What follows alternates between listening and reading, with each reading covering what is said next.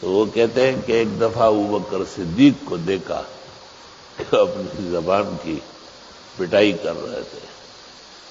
کسی نے دیکھ کے کہا یہ کیا کرتے؟ کہا ھذا ما اوردنی الموارد المحالکہ، یہی تو مجھے خراب جگہوں پہ لے چلتی ہے، گھسیٹ رہی ہے. تو زبان کو قابو رکھنا بہت ضروری ہے.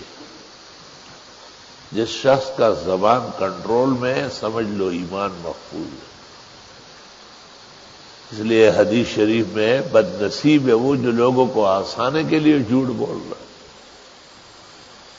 لوگ تو ہنس لیے، لیکن آپ کے نام اعمال میں کیا چیز درج ہوگی؟ دروغ، کذب، واویلا، ہلاکت، تباہی.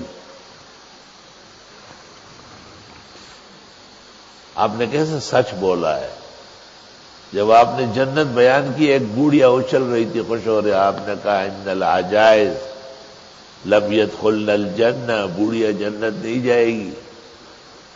وہ رو پڑی کہ میں کہاں جاؤں گی؟ کہا انا انشأناہن انشاء فجعلناہن ابکارا عربا اترابا لاصحاب الیمین. بوڑھیوں کو ہم جوان کر کے جنت میں لے چلیں گے. تو بوڑھائی کے ساتھ تھوڑی جائے گی، بڑھاپا پن کے ساتھ. ایک صحابی نے آپ سے کہا حضرت چند دن کے لیے سفر پر جا رہا، اونٹ چاہیے. آپ نے کہا اونٹ تو نہیں ہے میرے پاس، اونٹ کا بچہ ہے. اس نے کہا بچے کو گردن پہ. آپ نے کہا ایسا کوئی اونٹ ہے جو باپ کا ماں کا بچہ نہ ہو؟ اور حضرت انس کو کہتے تھے یا ذل اذنین، اوے دو کانوں والے. ایک شخص کو کہا کہ آپ کے والد کا سر جو ہے دو کانوں میں پھنس گیا. وہ گر روتا ہوا گیا کہ میرے والد کا سر کانوں میں پھنس گیا. ماں نے اس کو کہا ہر ایک کا سر کانوں میں پھنسا ہوا. آپ نے کہا کہ میری زبان جو نبوت کی ہے اس پر سچ ہی سچ آئے گا. میں ہنسی مذاق میں بھی خلاف واقعہ بات نہیں کر سکتا. تو احتیاط کرنا چاہیے. اس لیے تو بیروپیہ کو فاسق فاجر کہتے ہیں.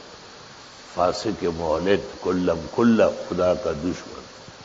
تو لوگوں کو خوش کرنے کے لیے مرد بن کے عورت بنتی ہے اور عورت کی شکل میں مرد آتا ہے.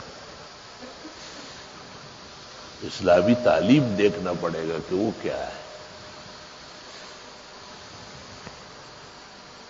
بعض مسائل معاشرے کے ساتھ ساتھ مشکل ہوتے ہیں. علماء دین کے لیے اس کے بیان کی بھی آزمائش ہوتی ہے.